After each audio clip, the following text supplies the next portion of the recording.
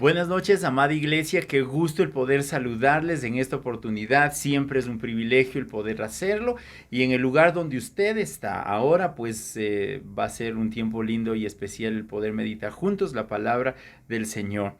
Gracias a Dios porque podemos ahora conectarnos y yo le voy a pedir que por favor prepare un cuadernito donde apuntar, siempre es una buena costumbre el hacerlo y ahora comenzar también con un tiempo de oración. Disponga su tiempo y su corazón después de este tiempo de alabanza que hemos tenido para poder aprender la palabra del Señor. Gracias te damos, Señor, por esta oportunidad valiosa que tú nos das. Señor, queremos pedirte que tú dispongas nuestro corazón, nuestra vida plenamente al consejo tuyo, Señor. Que tu Espíritu Santo sea ministrando todo nuestro interior, todo nuestro ser. Que al salir de este tiempo, al terminar esta enseñanza, no volvamos a ser los mismos porque tu palabra nos ha visitado. Ese es nuestro anhelo, nuestro deseo, Señor.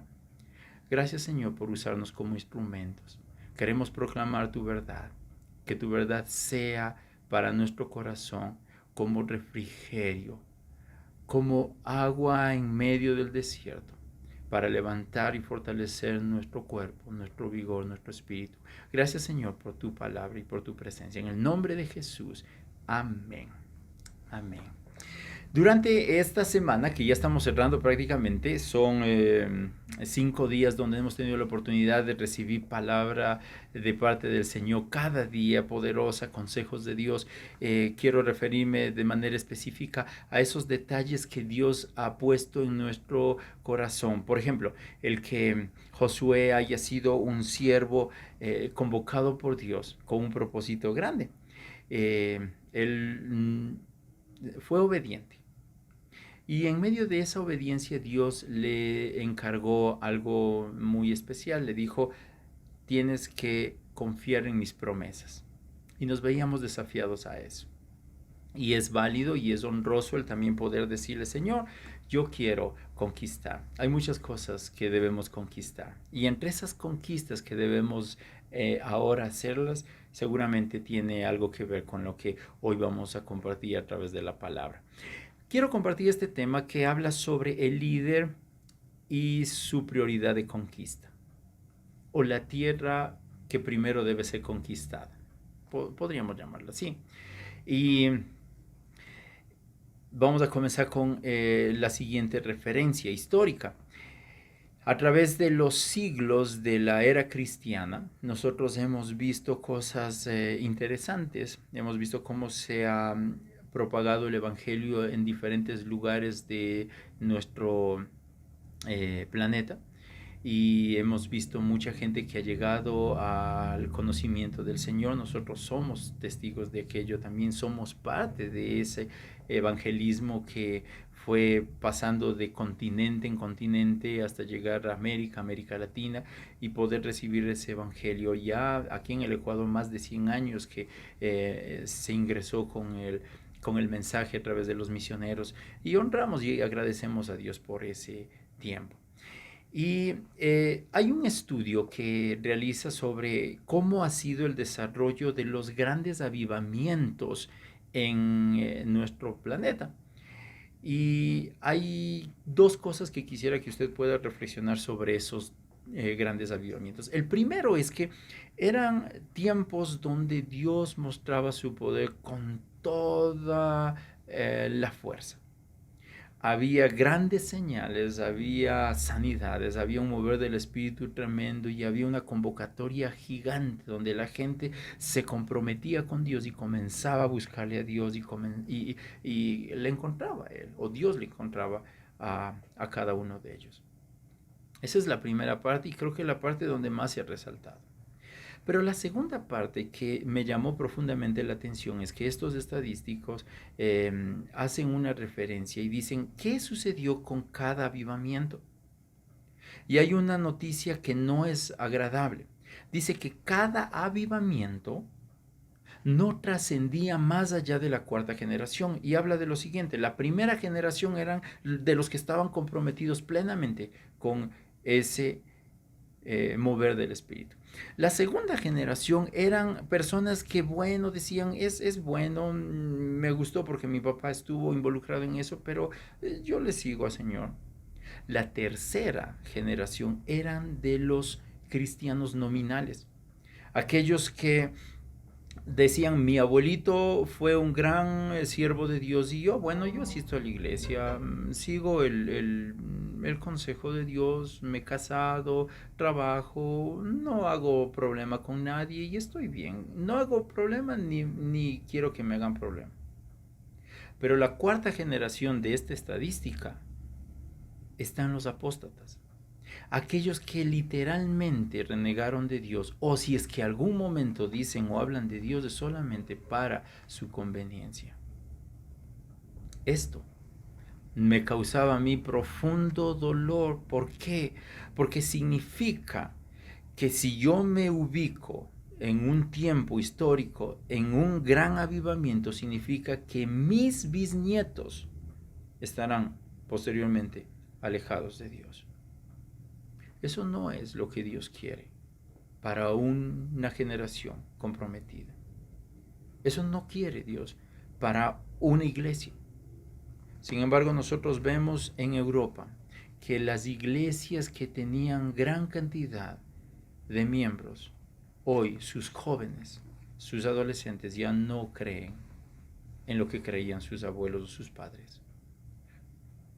El porcentaje de asistencia de algunas iglesias en ciertos lugares de Europa y de Norteamérica son gente de la tercera edad. ¿Qué ha pasado con nuestros jóvenes?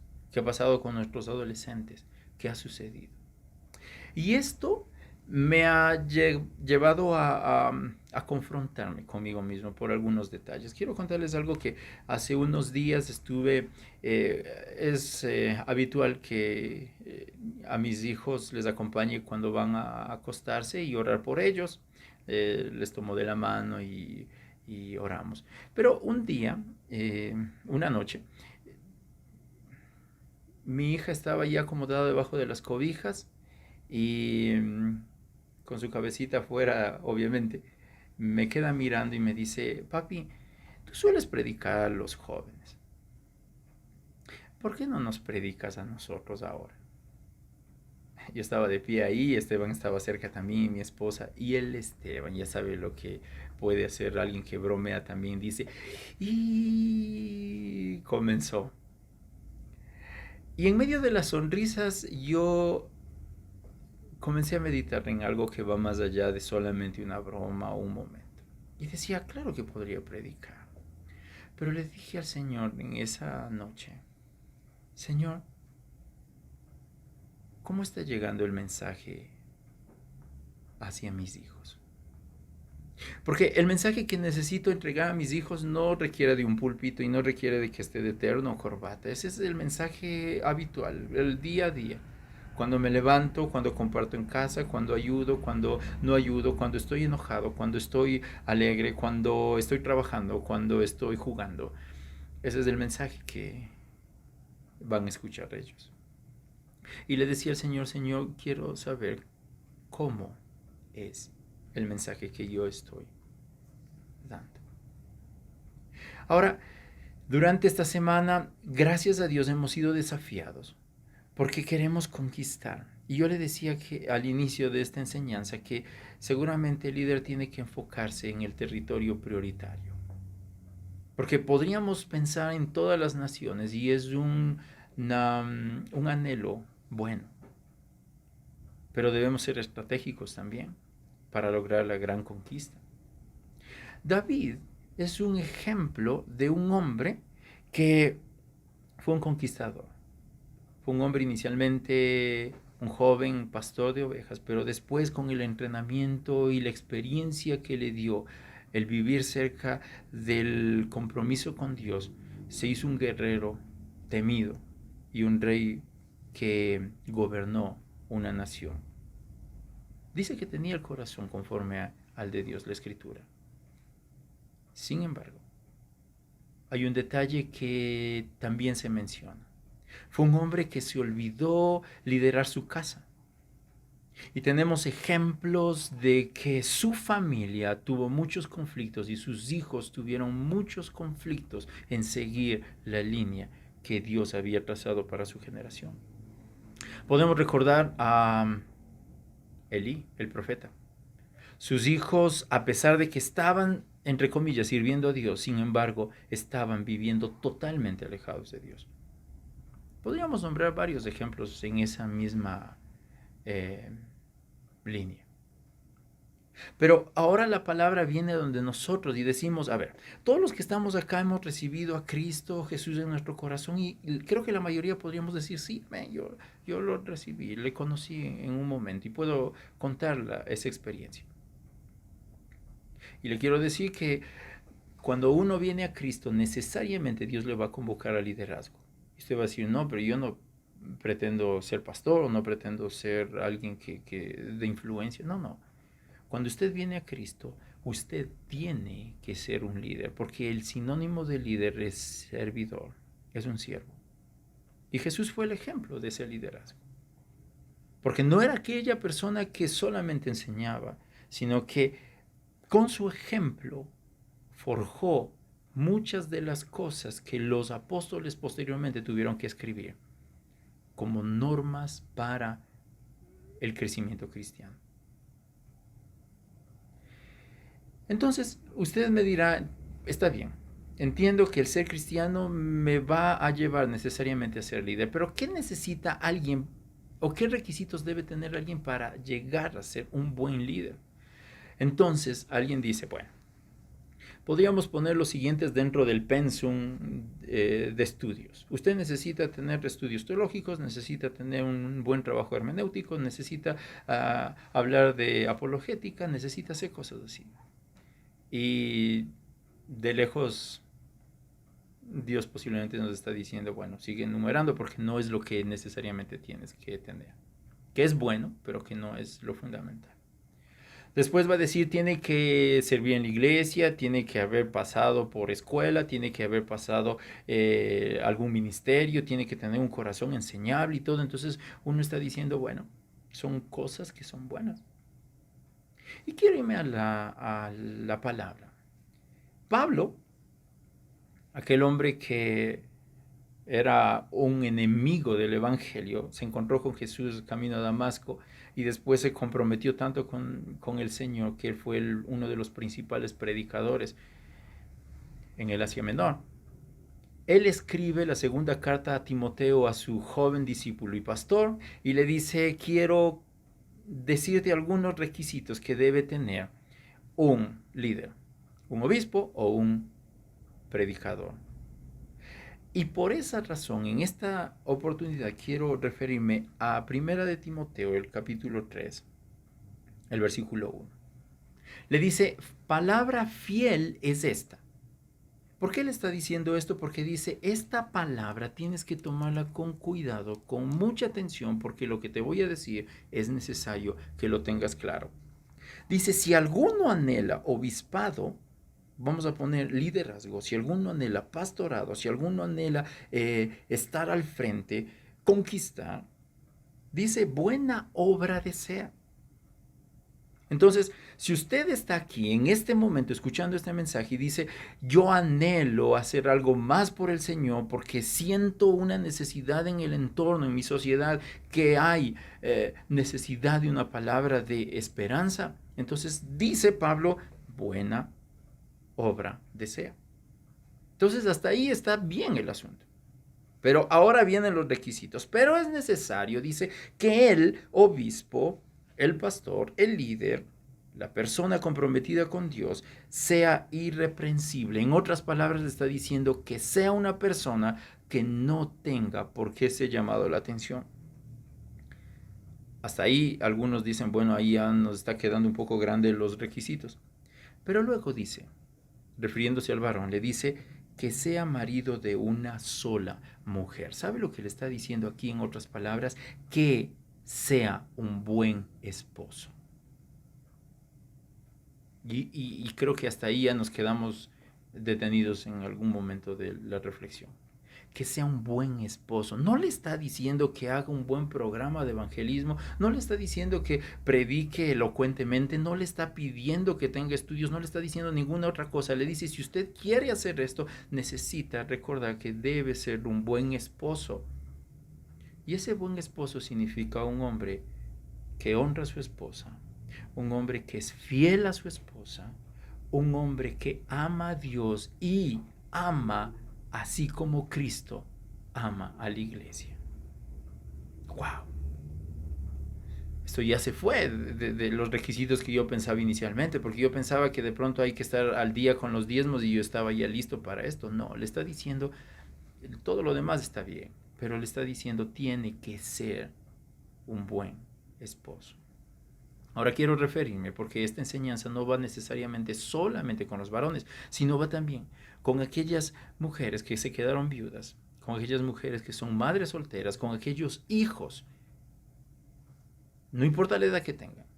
Pero le está diciendo, usted debe aprender una de las cosas fundamentales para el líder, debe saber amar incondicionalmente como Cristo te amó. Y esto es un desafío para todos nosotros.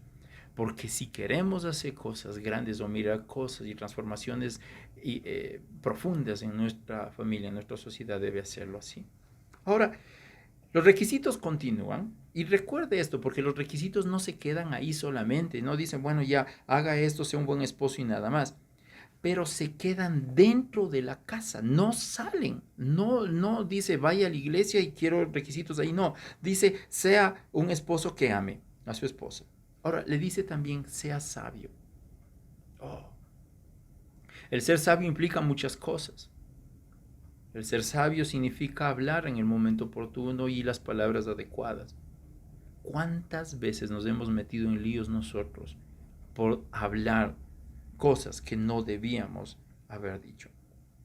Dice que sea sobrio, que sea decoroso, hospedador. Imagínese esto. Le está diciendo, usted debe ser algunos o cumplir algunos requisitos que son importantes para que usted pueda llegar a ese nivel de excelencia que Dios está pidiendo. Durante esta cuarentena nos ha dejado muchas cosas que es necesario recordar. Las familias.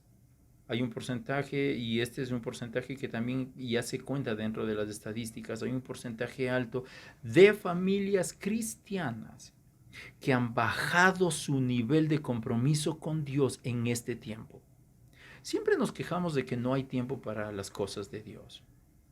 Y cuando comenzó la cuarentena dijeron, ahora sí va a haber tiempo, como los cultos son por internet, entonces ahora sí tenemos tiempo, total tiempo para eso. Pero ¿sabe lo que ha pasado? No sé si le ha sucedido a usted, pero ¿sabe lo que está pasando en los hogares?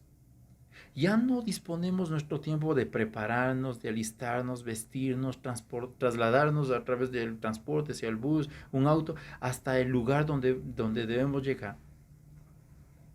Saludar con los hermanos, tener el tiempo de alabanza, meditar en la palabra, despedirnos, regresar. Aparentemente ahorrábamos mucho tiempo, pero ahora ya no sucede eso. ¿Sabe lo que sucede en algunos hogares? Prenden su dispositivo, su receptor, su teléfono, ponen el Facebook Live que justamente está en la semana de dedicación y ponen ahí y se van a hacer cualquier otra cosa. Están escribiendo, están chateando, están mirando la televisión, están conversando con otra persona, pero dice sí asistí al culto. ¿Sabe lo que significa eso en términos reales? Que el cristiano bajó su nivel de compromiso, como dice la palabra, no dejen de congregarse. Los hijos ahora están correteando por un lado, por otro lado, y no hacen lo que debían hacer, sentarse, escuchar la palabra, meditar en la palabra. Si a usted le está sucediendo eso, seguramente Dios le está hablando ahora directamente y le está diciendo qué ha pasado en tu vida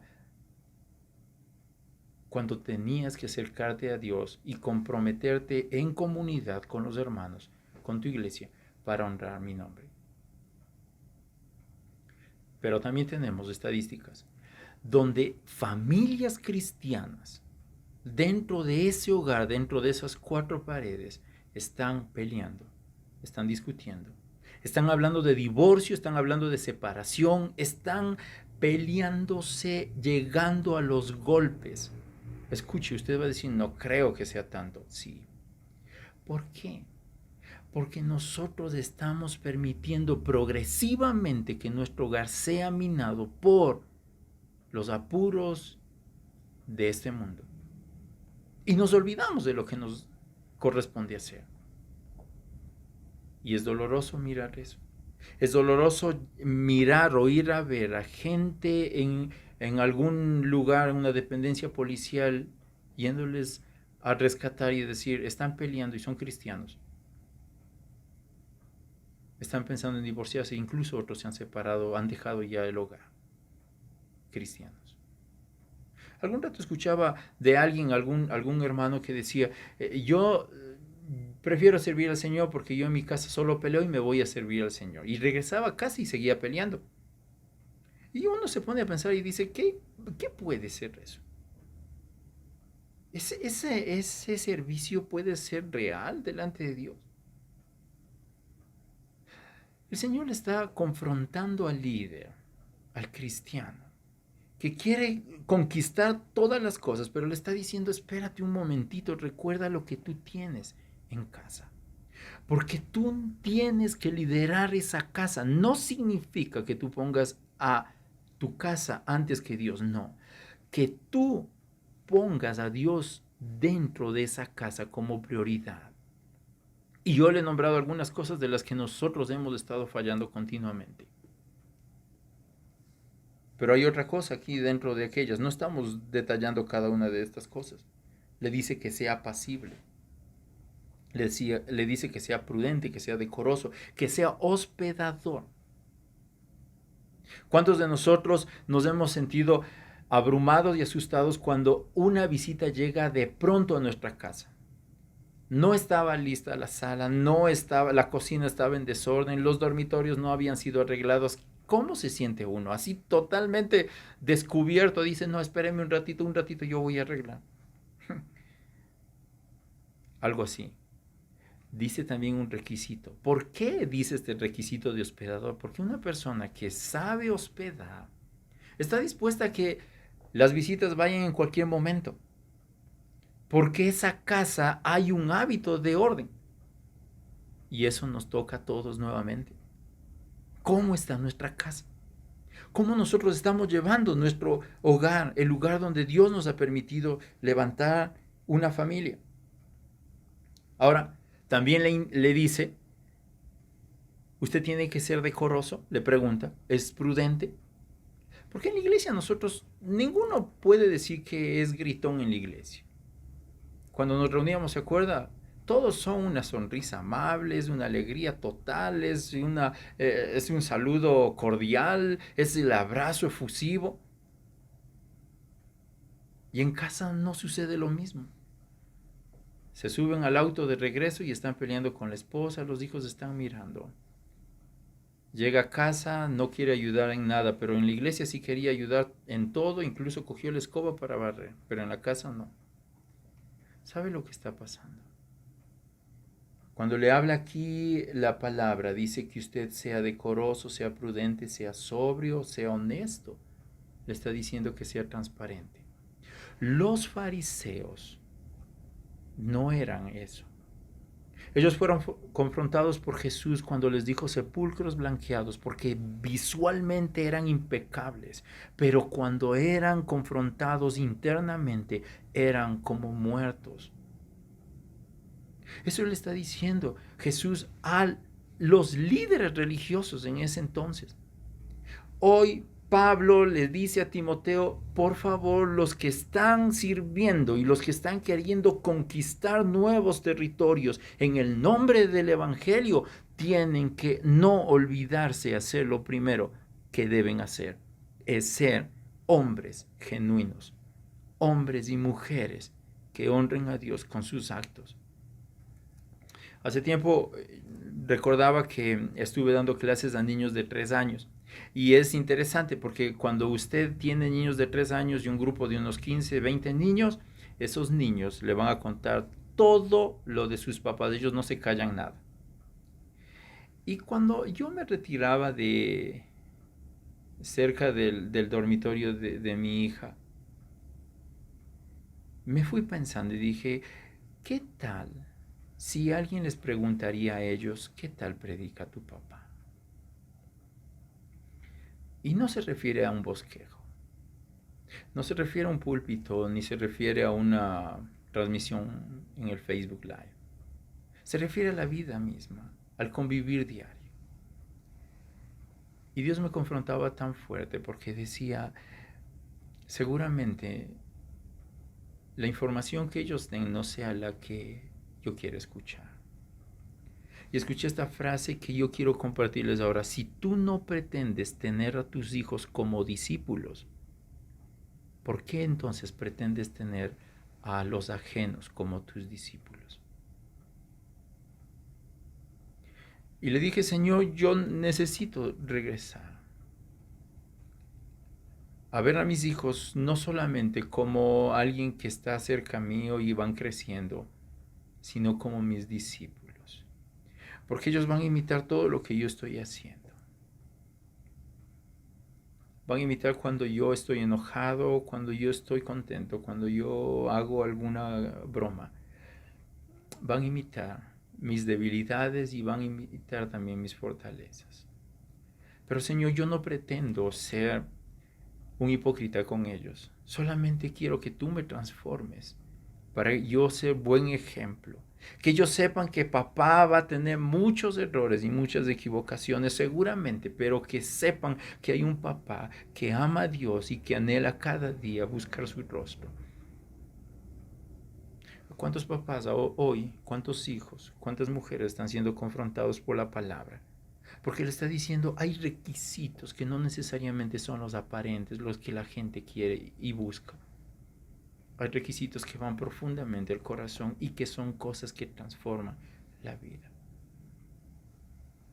Hay un estudio que habla sobre los hijos que son marcados en la infancia.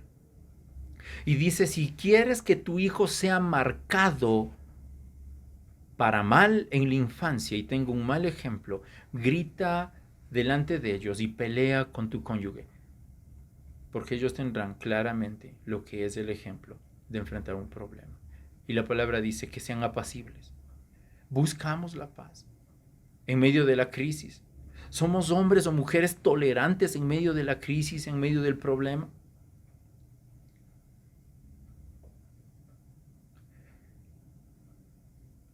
Yo me alejé de ese dormitorio y mientras mi hija se acurrucaba en las cobijas de su cama, yo me quebrantaba en cambio delante del Señor y le decía, Señor, mi predicación no sé si está llegando. Puedo tener posiblemente felicitaciones de la gente que me escucha, pero ellos van a hablar luego de poco tiempo lo que papá o lo que mamá somos. Debo decirles que este tiempo ha sido para reflexionar y pensar. Señor, tú quieres entregarnos cosas lindas e importantes en el futuro, pero nos estás confrontando a que nos alineemos a tu causa. Que nuestro primer territorio de conquista es esa familia y posteriormente se extiende hacia los demás. Necesitamos regresar a ese Dios que hace milagros dentro de la casa, dentro de la familia. Si usted está ahora cerca de su esposa, yo le animo a que extienda su mano y le tome de la mano. Seguramente ella está enojada ahora o molesta por algo que sucedió y usted no tuvo la valentía de pedirle perdón. Sus hijos, si están al lado y tienen diferentes edades, ellos no le van a decir nada. Capaz que con la mirada solamente le regresaron a ver y tal vez le dijeron algunas cosas que ahora el Espíritu mismo le está diciendo a usted, tú estás errando.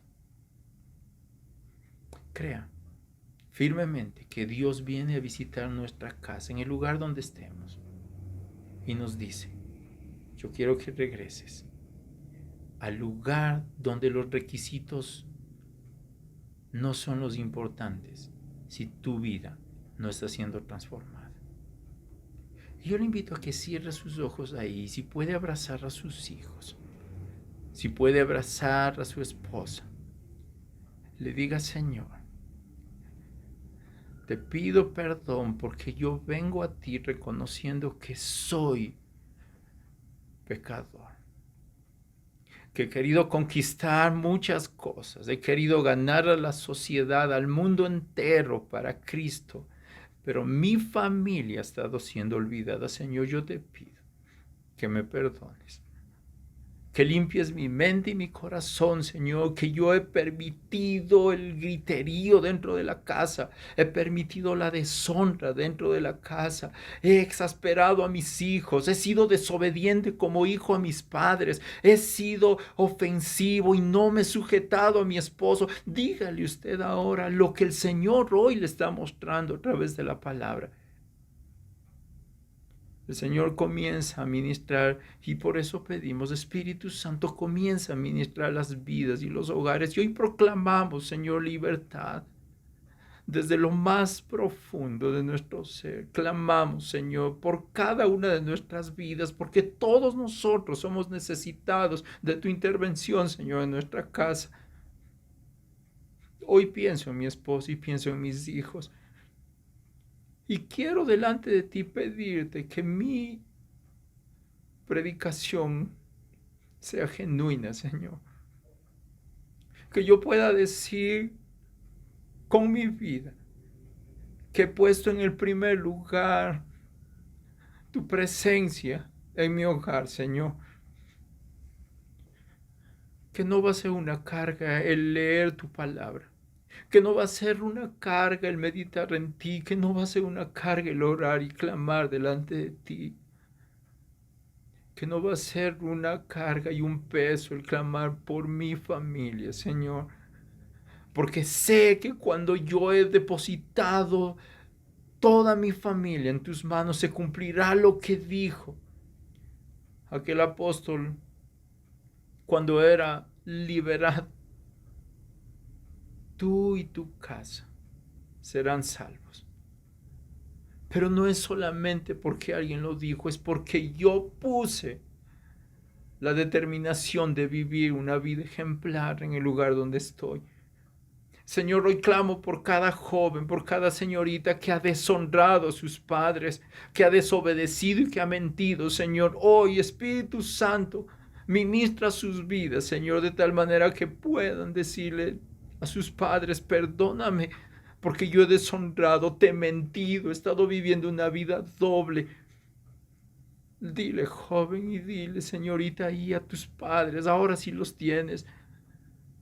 O no tardes en llamarles después de esta enseñanza y decirles: yo quiero ponerme a cuentas. Dile, el esposo, pídale perdón a su esposa, la esposa, pídale perdón a su esposo, porque en el nombre de Jesús son desechadas las obras del mal cuando es proclamado el nombre de Cristo dentro de un hogar, cuando se proclama la verdad del Evangelio, cuando se proclama la verdad y el poderoso Evangelio de Dios.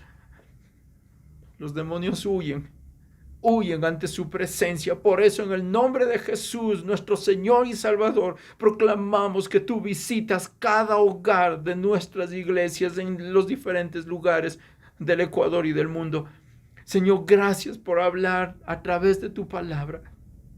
Y porque no necesitamos requisitos extensos, necesitamos obediencia delante de ti. Y tú nos levantarás y nos permitirás mirar horizontes grandes para proclamar verdades profundas de tu evangelio con nuestras vidas. Señor, usa nuestras vidas y enséñanos cada día a vivir conforme a tu propósito, a tu voluntad. Hoy proclamamos por aquellas personas que no te conocen y que dicen: yo quiero conocer a ese Dios de amor, a ese Dios que cambia y transforma vidas. Yo te pido, Señor, que ellos puedan acercarse a ti con un corazón dispuesto y confiesen con sus labios que son pecadores y necesitan de ti. Te doy gracias por tu presencia en esta tarde, en esta noche, en el nombre de Jesús de Nazaret, nuestro Señor y Salvador. Amén. Amén. Damos gracias a Dios por esta oportunidad que el Señor nos ha permitido compartir su palabra. Y les desafío a cada uno de ustedes, porque ese es un desafío para todos los que estamos involucrados en el camino, de poder cada día vivir honrando y bendiciendo el nombre del Señor. Que el Señor les continúe bendiciendo en todo momento. Amén.